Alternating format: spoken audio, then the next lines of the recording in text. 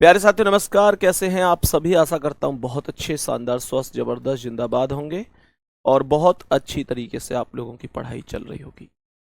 तो सभी प्यारे साथी एक बार जल्दी जल्दी से क्लास में आ जाएंगे और बताएंगे कैसे हैं आप सभी। सभी प्यारे साथी मुझे ये बताइए कि क्या मेरी आवाज़ बढ़िया आ रही है? डाटा सफिशिएंसी की पिछली क्लास जब हम लोगों ने पढ़ी थी तो उसमें निश्चित रूप से मेरी कोशिश ये रही थी कि मैं बहुत ही बेहतर तरीके से आप लोगों को सिखाने की कोशिश करूं। मैंने सिखाया भी अपनी ओर से बेहतर था, लेकिन फिर भी कुछ लोगों की लगातार शिकायतें थी कि भैया अभी थोड़ा कम समझ में आया है, क्योंकि वो मेरे प्यारे गुड्डा पहली बार पढ़ रहे हैं। आप में से बहुत साथी मेरे प्यारे बहन भाई ऐसे हैं जो बहुत सारे लोग जो पहली बार इस टॉपिक को पढ़ रहे हैं। तो मैंने कहा कि अगर कम समझ में भी आया है तो कोई परेशान होने की आवश्यकता नहीं है। ये तो परेशानी तब की बात होती है जब हमने 3-4 दिन पढ़ा, उसके बाद भी कुछ समझ में नहीं आया। शुरू में हमने जो भी काम पहली बार किया है, हर काम में थोड़ी बहुत दिक्कत आई है। हमने बोलना शुरू किया तो, चलना शुरू किया तो इस टॉपिक में थोड़ी सी दिक्कत आई। आज की क्लास से आपका ये टॉपिक और भी बेहतर होगा और अगली क्लास में आप और भी बेहतर सीख रहे होंगे। ठीक है, स्टार्ट करता हूं। ये आज की क्लास का पहला क्वेश्चन है, एक बार बढ़िया और शानदार तरीके से समझ। तो सभी प्यारे साथी एक बार समझने की कोशिश करना कि क्या इसका आंसर हो सकता है। तो सभी प्यारे साथी एक बार बता दो भाई, क्या इस प्रश्न का करेक्ट आंसर हो जाएगा? क्या इस प्रश्न का करेक्ट आंसर हो जाएगा? सभी प्यारे साथी एक बार समझेंगे और बताएंगे। ध्यान से समझने की कोशिश करना। क्वेश्चन क्या है? हमें सवाल में एक यहाँ पर क्वेश्चन दिया गया है, उसके बाद हमें यहाँ पर कथन दिए गए हैं। तो क्वेश्चन ये है कि 6 मित्र हैं ABCDEF एक वृत्ताकार घेरे में केंद्र की ओर मुंह करके बैठे हैं। इनमें से कौन सी के एकदम एकदम बाएं बैठा है? ऐसे करके क्वेश्चन है, ध्यान से सुनना। तो मैंने आप लोगों से क्या बोला? जैसे ही पहला कथन है कि सी के बाएं दूसरे स्थान पर, सी ए के बाएं, यहां पर ए होना चाहिए, थोड़ा सा यहां पर अभी मैं करेक्शन कराऊंगा, ध्यान से समझना। तो यहां पर सी ए के बाएं दूसरे स्थान पर तथा एफ के दाएं तीसरे स्थान पर बैठा है। सभी प्यारे साथी ध्यान से समझने की कोशिश करना। क्वेश्चन को थोड़ा सा हम लोग यहां पर थोड़ा सा इसमें करेक्शन भी करेंगे। दूसरा, ई बी तथा एफ दोनों का निकटतम पड़ोसी है। बी तथा डी के बीच 3 व्यक्ति हैं। एफ सी का निकटतम पड़ोसी है। सही है। अब ध्यान से समझना है। तो ये कहा रहा है सी ए के बाएं, यहां पर ए और लगा देना। तो क्वेश्चन बनेगा कि सी ए के बाएं दूसरे स्थान पर बैठा है। तो मेरे प्यारे साथी सबसे पहले अगर मैं इस क्वेश्चन को करने की कोशिश करूं तो बहुत अच्छी तरीके से समझिएगा। सबसे पहले जैसे मेरे पास अभी ये क्वेश्चन है, इस क्वेश्चन को अभी हमें नहीं करना है। ठीक है, इस क्वेश्चन को नहीं करना है, पिछले वाले क्वेश्चन को ही सबसे पहले हम करने की कोशिश करेंगे। और पिछला वाला क्वेश्चन की अगर हम चर्चा करें तो यहां पर हमने इन व्यक्तियों को यहां पर बिठाया। जो पहला वाला कथन है उसके आधार पर व्यक्ति कितने हैं? 6। तो हमने कहा ये 2 हो गए, ये 4 हो गए और ये 6 हो गए। ठीक है, ये इनका केंद्र हो गया। तो ऐसे देखेंगे, इसका राइट हैंड ये है, फिर पॉइंट छोड़कर बिंदु, पॉइंट छोड़कर बिंदु, पॉइंट छोड़कर बिंदु, पॉइंट छोड़कर बिंदु, पॉइंट छोड़कर बिंदु। अब यहां से इसने सबसे पहले हमसे ये बोला है कि सी ए के बाएं दूसरे स्थान पर, सी ए के बाएं दूसरे स्थान पर, अगर ये ए है तो ए के बाएं पहला, दूसरा यहां पर सी हो गया, तथा एफ के दाएं तीसरे स्थान पर ए बैठा है।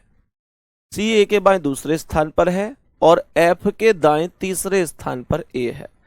एफ के दाएं तीसरे स्थान पर ए है, तो एफ के दाएं, एफ को यहां बिठा दो, एफ के दाएं 1 2 3 ए हो गया।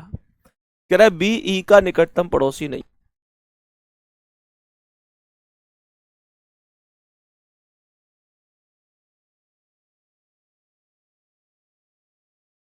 हाँ भाई, तो इसने बोला है आगे कि बी ई का निकटतम पड़ोसी है। सवाल ने कहा है कि बी ई का निकटतम पड़ोसी है। ध्यान पूर्वक समझना। आवाज बताना आ रही है मेरी? Hello hello.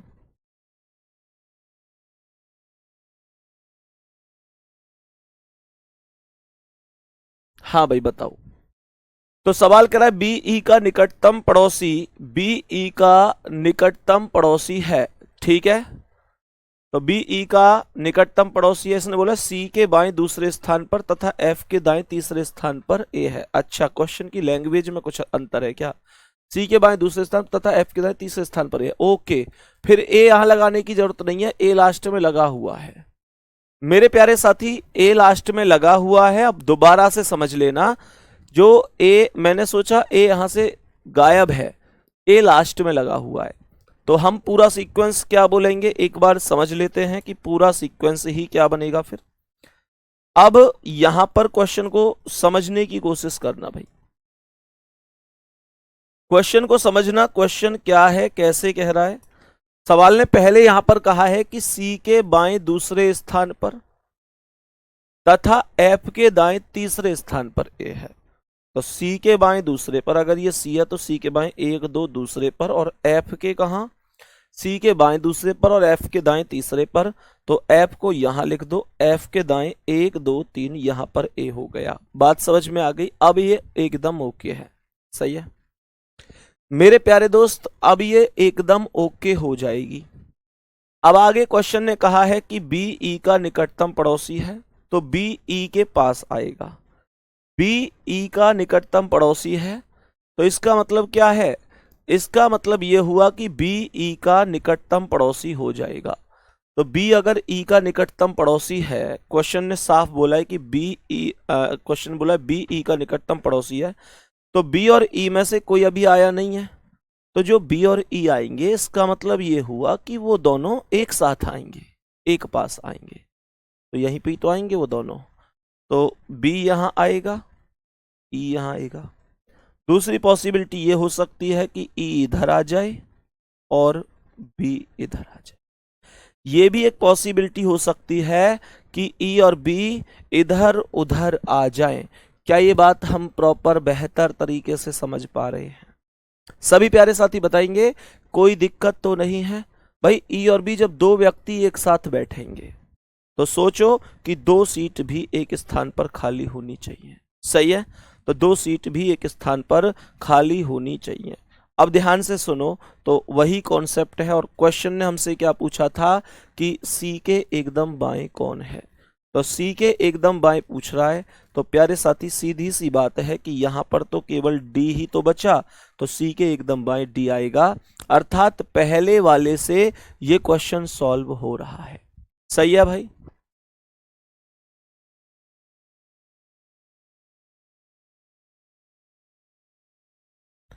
बताओ भाई सभी प्यारे साथी, सभी प्यारे साथी बताओ जल्दी से।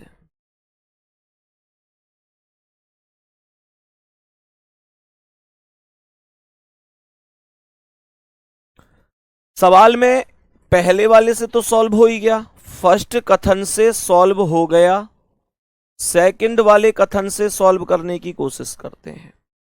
6 व्यक्ति मौजूद हैं, 2 4 6, ये इन सब के राइट हो गए, ये इन सब के राइट हो गए, ऐसे ये देखेगा।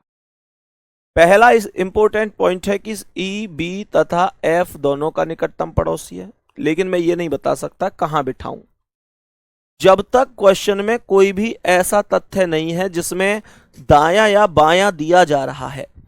जिसमें दायां या बायां दिया जा रहा है मेरे प्यारे साथी, तब तक नहीं कर सकता, ठीक है।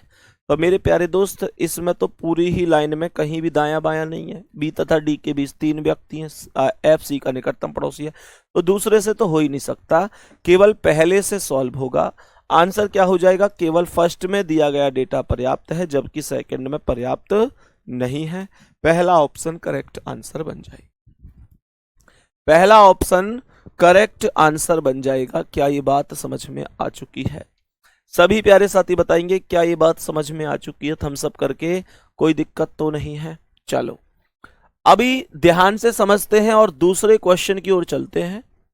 हम लोग दूसरे प्रश्न की ओर चलते हैं और दूसरे प्रश्न का आंसर क्या होगा उसे समझते हैं। ठीक है, क्वेश्चन को एक बार बोर्ड पर लिखा हुआ है, बहुत अच्छी तरीके से पढ़ने की कोशिश करेंगे।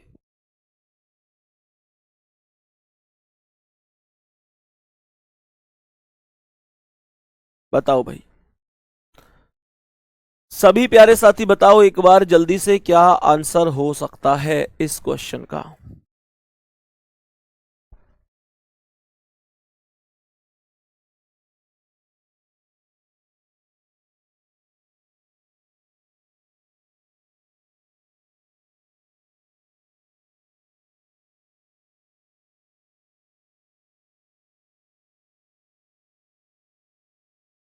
हाँ भाई बताओ, ध्यान से समझना क्या कहा है इसने। सवाल कह रहा है एक कोड भाषा में सक्सेस किस प्रकार लिखा जाएगा। सक्सेस का कोड पूछा है, तो जो सबसे पहला तथ्य है उसे क्या बोला गया है, ध्यान से समझना। उसे क्या बोला गया है, क्वेश्चन को यहां पर बोला गया एक कोड भाषा में सक्सेस इज नेसेसरी एविल को 8145 लिखा जाता है। एविल इज एमोंगस्ट अस को 3874 लिखा जाता है। तो क्या मैं मात्र पहले वाले से ये बता सकता हूं, पहले वाले से, मात्र पहले वाले से क्या ये बता सकता हूं कि सक्सेस का कोड कितना हो सकता है? मेरे प्यारे दोस्त कोशिश करो, सक्सेस का कोड बता सकता हूं तो आप लोग कहेंगे सक्सेस इज नेसेसरी एविल, केवल यहां पर सक्सेस है। दूसरे लाइन में जो यहां पर बोला गया है एविल इज एमोंगस्ट अस को, इसमें तो सक्सेस नहीं है, तो कॉमन जब सक्सेस केवल ऊपर है तो वही होना चाहिए। तो हमने यहां पर बोला इसका कोड 8 नहीं हो सकता क्योंकि 8 यहां भी आया है और इसमें सक्सेस नहीं आया। इसका कोड 4 भी नहीं हो सकता क्योंकि 4 मेरे प्यारे साथी यहां नहीं आया, तो 1 और 5 ही बचे। तो अब अगर मैं 1 और 5 की बात करूं तो 1 होगा या 5 होगा, ये तो नहीं बताया जा सकता। तो कहने का मतलब यह है कि पहले वाले कथन से आप इस प्रश्न का आंसर सॉल्व नहीं कर सकते। पहले वाले से आप इस प्रश्न का आंसर सॉल्व नहीं कर सकते। ठीक है, इतनी बात हमको समझ में आ गई। चलो अब हम दूसरे वाले से समझते हैं, केवल दूसरे वाले से। तो ये कह रहा है मार्केटिंग इज मैजिक मंत्रा, इसमें तो सक्सेस है ही नहीं। इसमें कह रहा है सक्सेस मंत्रा इज मार्केटिंग, इसमें सक्सेस है। तो इसका जो कोड है, तो अगर एक केवल इसमें ही सक्सेस है तो इसका कोड क्या हो सकता है? सर क्या 4 हो सकता है? नहीं, क्योंकि 4 ऊपर भी आया है। सर क्या 2 हो सकता है? नहीं, क्योंकि ऊपर भी आया। तो 5 होगा या 6? सर 6 भी नहीं हो सकता क्योंकि 6 भी ऊपर आया है। तो सक्सेस का जो कोड होगा वो 5 होगा। सक्सेस का जो कोड होगा वो 5 होगा। तो मेरे प्यारे दोस्त जवाब क्या आया कि सक्सेस का कोड जो आपने 5 बताया है वो दूसरे वाले कथन से बताया गया है। बात आ रही है समझ में? दूसरे वाले कथन से बताया गया है। बात आ रही है? तो हमने क्या बोल दिया, केवल सेकंड में दिया गया डाटा प्रश्न का उत्तर देने के लिए पर्याप्त है। सी ऑप्शन करेक्ट आंसर बन जाए। सही है, सी ऑप्शन करेक्ट आंसर बन जाएगा। सभी प्यारे साथी एक बार बताएंगे क्या ये क्वेश्चन हमें समझ में आ चुका है? सभी प्यारे साथी एक बार बताएंगे क्या ये क्वेश्चन हमें समझ में आ चुका है? भाई दूसरे वाले को पढ़ के खुद चेक करो। यहां पर कह रहा है मार्केटिंग इज मैजिक मंत्रा के लिए 4629 लिखा जाता है, सक्सेस मंत्रा इज मार्केटिंग के लिए 2564 लिखता है। तो मुझे एक बात बताओ, जब सक्सेस केवल दूसरे स्टेप में है तो फिर इसका कोड भी तो केवल दूसरे में ही होना चाहिए। कोडिंग डिकोडिंग में आपने चीज पढ़ी थी कि दोनों के दोनों कोड और डिकोड एक साथ ही चलते हैं, एक जाएगा तो दूसरा जाएगा, नहीं तो कोई भी नहीं जाएगा, ये आप लोग जानते हैं। ठीक है, तो वही वाला कॉन्सेप्ट है कि यहां पर 4 हमने इसलिए गलत कर दिया क्योंकि वो ऊपर भी दे रखा था जबकि ऊपर सक्सेस नहीं था। हमने यहां पर बोला कि 2 भी गलत हो गया क्योंकि वो यहां नहीं था, और 6 भी गलत हो गया क्योंकि वो यहां था। 2 भी ऊपर था इसलिए भी गलत हो गया। तो 5 ही ऐसा है जो केवल दूसरे पॉइंट पर है क्योंकि हमें दूसरे से ही रिलेटेड बात बतानी है। ठीक है, तो जो जवाब हो जाएगा हमारे क्वेश्चन का, वो जवाब हो जाएगा केवल सेकंड का ही पर्याप्त है। नेक्स्ट क्वेश्चन पर चलते हैं। प्यारे साथी, इस क्वेश्चन का आंसर बताओ क्या होगा। सभी प्यारे दोस्त बताओ इस क्वेश्चन का करेक्ट आंसर क्या हो जाएगा।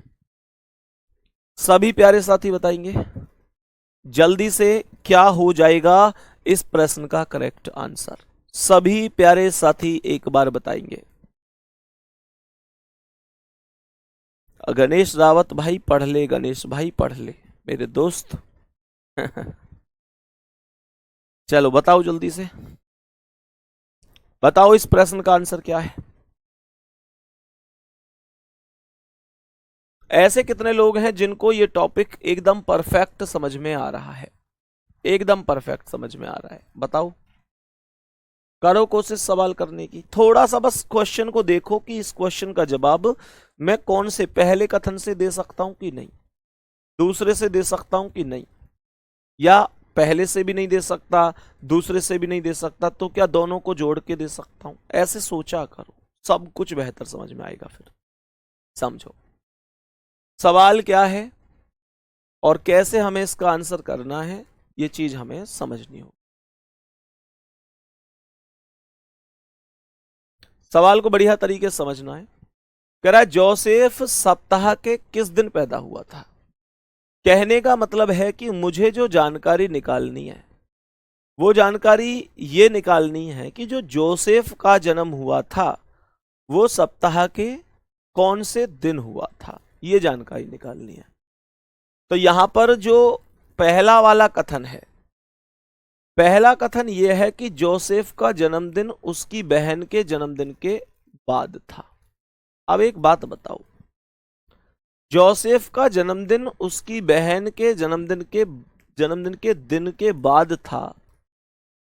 अगर बहन का जन्मदिन देता, कह देता कि भैया बुधवार को था बहन का जन्मदिन, तो मैं एक अंदाजा लगा लेता कि चलो कोई बात नहीं है, जब बहन का बुधवार को तो हो सकता है जोसेफ का एक दिन बाद बृहस्पतिवार को। लेकिन यहां पर तो बहन का भी नहीं बताया। अब ऐसा तो है ही नहीं कि 2 ही दिन होते हैं वीक में, भाई बात तो ये कि 7 दिन होते हैं वीक में, और 7 दिन में कहीं एक व्यक्ति के बारे में बताए और दूसरे व्यक्ति के बारे में पूछ ले, तो प्यारे साथी वो भी लगभग तभी संभव है जब 2 ही दिन हो। यहां पर तो 7 दिन है और बताया भी किसी के बारे में नहीं है, और पूछ रहा है कि जोसेफ का दिन कब है, तो मैं तो नहीं बता सकता ना। चलो आगे ध्यान से समझना, आगे सवाल क्या कह रहा है। जोसेफ सप्ताह के तीसरे दिन पैदा हुआ था। तो एक बात यहां पर ध्यान रखनी है, जोसेफ सप्ताह के तीसरे दिन पैदा हुआ था। इस कॉन्सेप्ट में कुछ लोग यूं कंफ्यूज हो जाते हैं कि यार हमें क्या पता जोसेफ तीसरे दिन बोला इसने, तो तीसरा दिन हमें क्या पता, सोमवार से शुरू करें, बुध से करें, संडे से करें, ट्यूसडे से करें, फ्राइडे से करें, किससे शुरू करें। तो भैया पहला दिन हमेशा सोमवार माना जाता है। बात आ रही है समझ में, पहला दिन हमेशा सोमवार माना जाता है। तो तीसरे दिन की बात कर रहा है, तो पहला सोमवार, दूसरा मंगल, तीसरा बुध, अर्थात वेडनेसडे को इसका जन्म हुआ। कथन सेकंड में दिया गया डाटा प्रश्न का उत्तर देने के लिए पर्याप्त है। ये आंसर इसका हो जाएगा। सही है, ये आंसर इस क्वेश्चन का हो जाएगा। यहां तक किसी प्यारे साथी को कोई दिक्कत हो तो बता दो। तो प्रश्न का उत्तर क्या हो गया, ऑप्शन नंबर बी, केवल सेकंड में दिया गया डाटा पर्याप्त है प्रश्न का उत्तर देने के लिए। क्वेश्चन पर आ जाओ जल्दी से, इसका आंसर बताओ। सवाल को ध्यान से समझना है भैया। कोडिंग डिकोडिंग भी पढ़ाऊंगा राहुल कुमार प्रसाद, क्यों नहीं पढ़ाऊंगा, सब चीज पढ़ाऊंगा मेरे भाई, दिक्कत क्यों ले रहे हो, धैर्य तो रखो। सब चीज एक बात बताओ, एक एक करके ही तो टॉपिक कंप्लीट हो सकते हैं। क्या ऐसा हो सकता है क्या कि एक साथ ही 4-5 टॉपिक कंप्लीट हो जाएं? वो संभव ही नहीं है, एक एक करके ही कंप्लीट होंगे। लेकिन सिलेबस आपके एग्जाम से इतना पहले करा दूंगा कि आपको अपनी प्रैक्टिस के लिए, अपने रिवीजन के लिए भरपूर टाइम मिलेगा, ये मेरा वादा है। परेशान मत हुआ करो, ठीक है। चलो आ जाओ जल्दी से। सवाल क्या कह रहा है, सवाल ने कहा है कि के कितने पुत्र हैं। के कितने पुत्र हैं, तो पहले वाले से करके चेक करते हैं। ये कह रहा है कि एम और टी डी के भाई है। अगर डी के भाई की बात करूं तो एम और टी डी के भाई हैं, तो एम भी प्लस है और टी भी प्लस है। एम और टी डी के भाई हैं, तो एम और टी दोनों के दोनों डी के भाई हो गए। अब मुझे ये बता दो भाई, एक चीज फिर से सुनो, जिन लोगों को ये लगता है कि मुझे समझ में नहीं आया, पहली चीज तो ये, तुमको जल्दी जल्दी कॉपी पेन करने की नहीं होनी चाहिए। तुमको मेरी बात समझ तो लेनी चाहिए पहले, मैं कहना क्या चाह रहा हूं क्वेश्चन में, क्वेश्चन है कैसा, ये बात तो समझो कि क्वेश्चन में पूछना क्या चाहता है। ध्यान से समझो, सवाल ने यहां पर क्या बोला है, सवाल ने यहां पर लिखा है, सवाल ने यहां पर लिखा है कि के कितने पुत्र हैं। हमें एक जानकारी निकालनी थी कि के कितने पुत्र हैं। तो यहां पर क्वेश्चन ने पहला कथन बोला है एम और टी डी के भाई हैं, तो मैंने इसके आधार पर निकाला एम और टी दोनों भाई हो गए, दोनों प्लस हो गए, डी के भाई हैं तो डी के बराबर वाली पीढ़ी में हो गए। भाई देखो, मेल के लिए मैं प्लस लगाता हूँ, फीमेल के लिए मैं माइनस लगाता हूँ, और एम और टी दोनों के दोनों मेल है तो प्लस लगाया, और डी के भाई हैं तो डी की ही तो पीढ़ी में होंगे। पीढ़ी जानते हो ना, हमारी पीढ़ी में हम, हमारे भाई बहन सब हैं, हमसे एक पीढ़ी ऊपर पापा मम्मी चाचा चाची मौसा मौसी है ना, फूफा फूफी, ये सब होते हैं। एक पीढ़ी नीचे हमारे बच्चे होते हैं, दो पीढ़ी ऊपर दादाजी और दादी होते हैं ना, यही कॉन्सेप्ट है।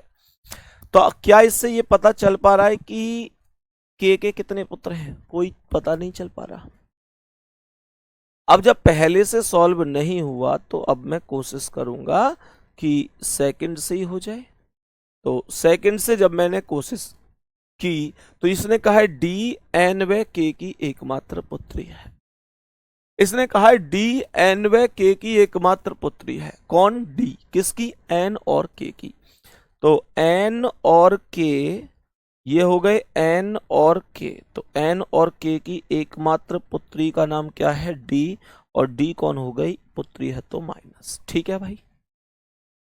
अब मुझे ये बताओ, क्या मैं केवल दूसरे वाले से सॉल्व कर सकता हूं? बेटा हमेशा ध्यान रखना, जब दूसरा वाला देख रहे हो तो पहले वाले की मदद नहीं लेनी है। केवल दूसरे वाले से अगर कर रहे हो तो बताओ, क्या आप यहां पर जवाब दे सकते हो? क्या यहां बता सकते हो कि के कितने पुत्र हैं? के यहां तो कोई पुत्र ही नहीं दिख रहा है, तो डी केवल एक पुत्री दिख रही है, पुत्र तो कोई है ही नहीं। तो इसका मतलब क्या है?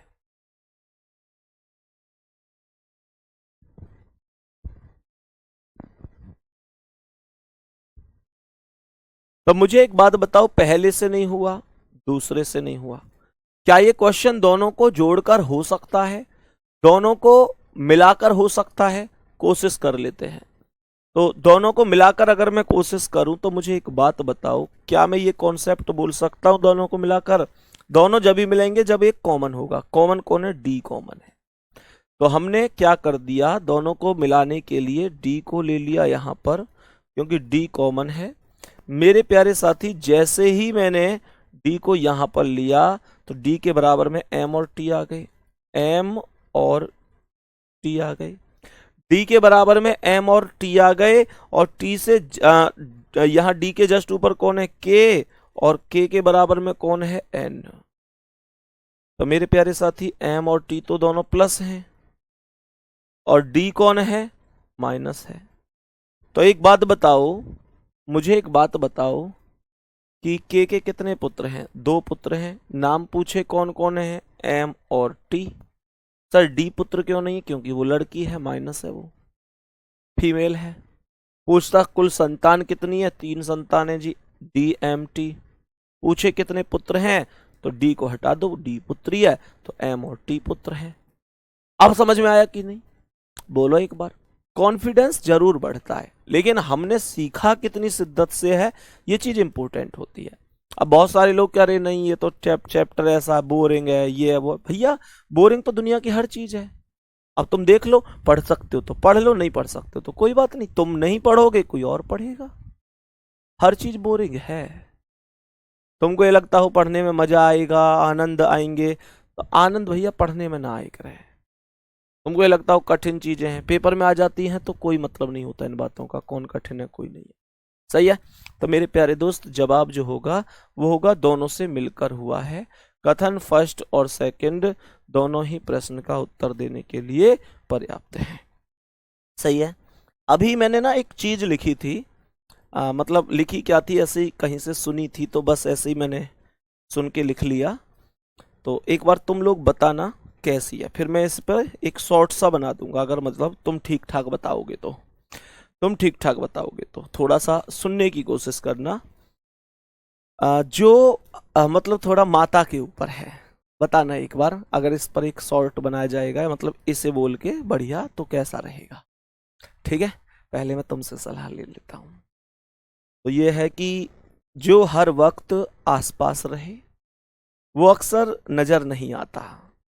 माँ के साथ भी अक्सर यही होता है, पता नहीं कब घर के कोने में खो जाती है। वो इतना दिखती है कि दिखना ही बंद हो जाती है। तुमने तुमने आखिरी बार माँ को आंख भर के कब देखा था? कब उसकी साड़ी या सूट की तारीफ की? कब उसकी चूड़ियों का रंग नोटिस किया? और कब उसकी नेल पॉलिश पर अपनी राय दी? आखिर आखिरी बार कब कहा था कि माँ जच रही हो, कुछ भी हो, तुम बहुत प्यारी लग रही हो? तुम क्या सोचते हो कि उसे केवल तुम्हारा कमरा सजाना या स्वेटर बुनना ही अच्छा लगता है? अरे माँ भी कभी लड़की थी दोस्त, माँ भी कभी लड़की थी दोस्त, और दुनिया की हर लड़की की तरह उसे भी तारीफ सुनना अच्छा लगता है। एक बार जरूर बताना भाई कैसी व्यवस्था रही इसकी। मतलब मैं से ना थोड़ा सा संशय में था कि सुनानी चाहिए कि नहीं, मतलब बताना एक बार कैसा रहा है। ये वास्तविकता तो है ही कि वास्तव में हमारे लिए पूरी सबके हमारे पास सबके लिए समय है, पर अपनी माँ के लिए समय नहीं है। सभी प्यारे साथी नेक्स्ट क्वेश्चन पर आ जाएंगे और बताएंगे इसका आंसर क्या है।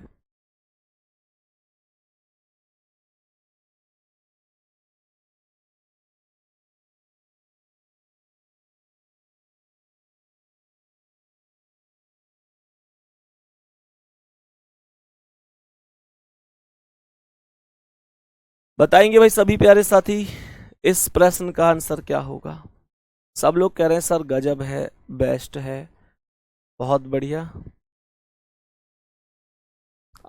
चलो बहुत अच्छी बात है। तो फिर मतलब तुम्हें अच्छी लग रही है, तो फिर मैं कोशिश करता हूँ। ठीक है, आ जाओ एक बार इस क्वेश्चन पर जल्दी से। और ये क्वेश्चन क्या कह रहा है, सवाल को ध्यान से समझने की कोशिश करना। क्वेश्चन क्या कह रहा है? सवाल ने कहा है, जो क्वेश्चन पूछा है ध्यान से समझो। हाँ भाई, क्वेश्चन ने कहा है कि डी का पी से क्या संबंध है? डी का डी का पी से क्या संबंध है? तो ध्यान से समझना। पहले वाले कथन से सॉल्व कर रहा हूं। पहले सबसे पहले पहले वाले से ध्यान से समझो। 100% सही है भैया, बेहतरीन है भैया, दिल को छू लिया, बहुत अच्छा। तो फिर ठीक है, तो फिर मैं करता हूँ कोशिश इस पे बनाने की, बोलने की। ठीक है, मतलब अभी तो मैंने तुमको ऐसी तुमसे राय ली है, बस अभी तो इस तरीके से बोलेगी, बढ़िया तरीके से एडिट वेडिट हो गया तो और भी अच्छी लगेगी। ठीक है, फिर इसे बना लेते हैं। मतलब यहाँ तो घर वाली बात है, मुझे इस पे संशय था कि ये बढ़िया बनेगी नहीं बनेगी, तो फिर मैंने इस वजह से मैंने कि चलो बोल ही देता हूँ। क्वेश्चन को ध्यान से समझो। कह रहा है डी का पी से क्या संबंध है।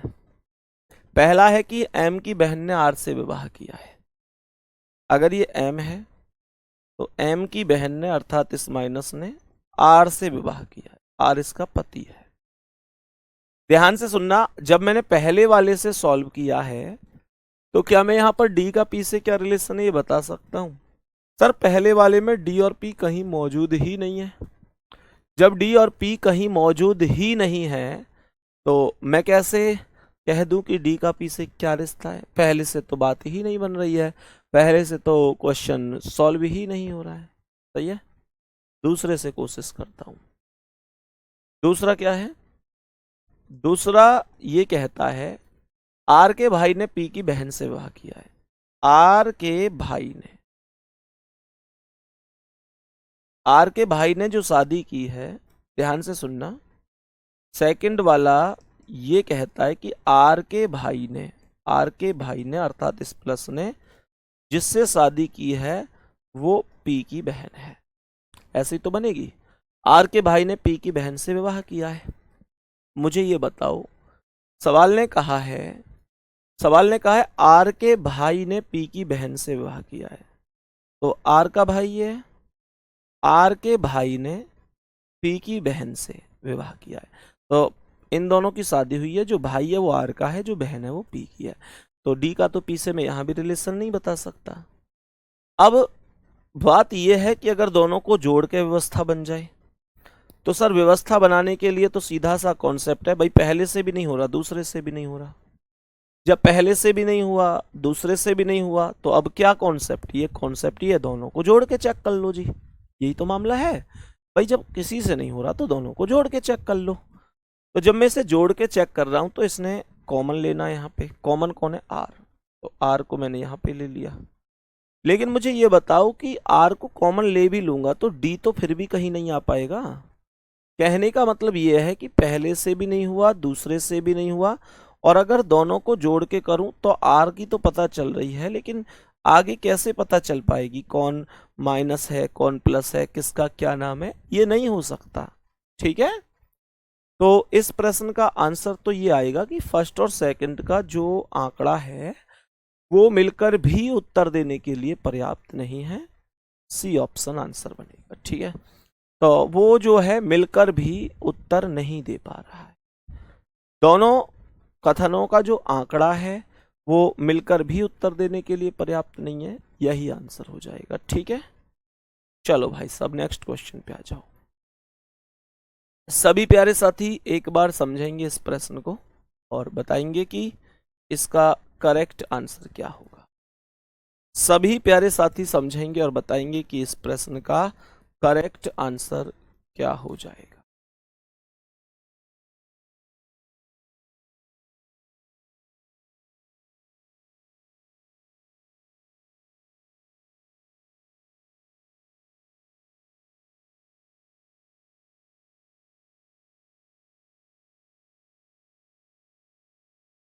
बताओ भाई सभी प्यारे साथी इसका आंसर। सवाल ने क्या कहा है समझ लेते हैं। आरती का जन्मदिन सप्ताह के किस दिन आता है? जो क्वेश्चन है वो ये कहना चाहता है कि आरती का जो जन्मदिन है, आरती का जो जन्मदिन है वो सप्ताह के किस दिन आएगा। कहने का मतलब सोमवार को, मंगल को, बुध को, बृहस्पति को, शुक्रवार को, कब आखिरकार कौन सा दिन होगा। तो पहला वाला कहता है कि सोनू को ठीक याद है कि आरती का जन्मदिन बुधवार के बाद लेकिन रविवार से पहले है। मेरे प्यारे साथी, जब मैं फर्स्ट कथन के आधार पर सॉल्व करूंगा तो इसका मतलब है सोनू को याद है कि बुधवार के बाद है और रविवार से पहले है। तो हमेशा ध्यान रखना, जिसके बाद बोलता है और जिससे पहले बोलता है उनको हम बीच में, उनको हम मतलब लिखते नहीं है, उनके बीच बीच वालों को हम लिखते हैं। तो ये कह रहा है कि बुधवार के बाद, तो बुधवार के बाद बृहस्पति हो गया, शुक्रवार हो गया और शनिवार हो गया। इंग्लिश में लिख दूं तो इंग्लिश में अगर मैं लिखूं तो बुधवार यानी वेडनेसडे के बाद थर्सडे,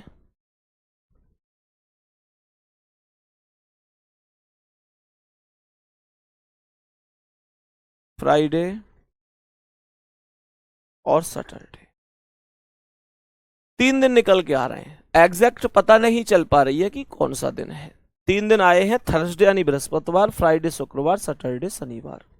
सही है मेरे प्यारे साथी, ये 3 दिन आए। अब अगर हम सेकंड वाले के आधार पर करें तो इसने कहा राज को अच्छी तरह याद है कि आरती का जन्मदिन शुक्रवार से पहले लेकिन मंगलवार के बाद है। मंगलवार के बाद यानी बुधवार, वेडनेसडे और थर्सडे। मेरे प्यारे साथी, इसने यहां पर शुक्रवार से पहले बोला है तो शुक्रवार नहीं लिखना है। ठीक है, तो हमने क्या बोला, हमने बोला इन दोनों में कॉमन कौन है वो चेक कर लो। तो कॉमन कौन हो जाएगा, थर्सडे कॉमन है। तो भाई अगर मान के चलो मैं फर्स्ट और सेकंड दोनों से मिलकर करूं, अब मानकर चलो फर्स्ट से भी नहीं हुआ, सेकंड से भी नहीं हुआ, अब इन दोनों से मिलके करूं, तो मैं क्या बोलूंगा, यहाँ पर थर्सडे और यहाँ पर थर्सडे कॉमन है, तो इसका मतलब थर्सडे को इसका जन्मदिन है, थर्सडे को है इसका जन्मदिन। सही है, तो थर्सडे मतलब बृहस्पतिवार को। तो आंसर क्या आएगा, फर्स्ट और सेकंड दोनों का जो मिलकर आंकड़े हैं वो उत्तर देने के लिए पर्याप्त है। ठीक है प्यारे साथी, ये आपका टॉपिक था, अब एकदम कंप्लीट हो चुका है बढ़िया तरीके से। ठीक है, तो हमारा ये टॉपिक एकदम लगभग कंप्लीट है। तो प्यारे बच्चे, उम्मीद करता हूं कि आप लोगों को ये टॉपिक समझ में आया होगा, और इस टॉपिक में एक्चुअल में कुछ भी अलग नहीं है, कोई भी टॉपिक, वही sitting arrangement, ranking test, blood relation, direction, सब कुछ वही चीजें हैं। बस हमें एक चीज ध्यान रखनी है कि क्वेश्चन कहाँ से पूछा गया है, सॉल्व किस किस से हो रहा है, कुछ बाकी टॉपिक अलग नहीं है। यहां से एक क्वेश्चन आने की संभावना बनती है, बहुत ज्यादा तो नहीं आते, एक क्वेश्चन आने के चांस बन सकते हैं। ठीक है, बाकी प्यारे बच्चे कल एक नए टॉपिक के, कल नहीं सॉरी परसों, कल आपका ऑफ रहेगा रीजनिंग की क्लास का, कल रीजनिंग क्लास नहीं चल पाएगी। ठीक है, बाकी परसों से मैं आपके लिए कंटिन्यू करूंगा। धन्यवाद, नमस्कार।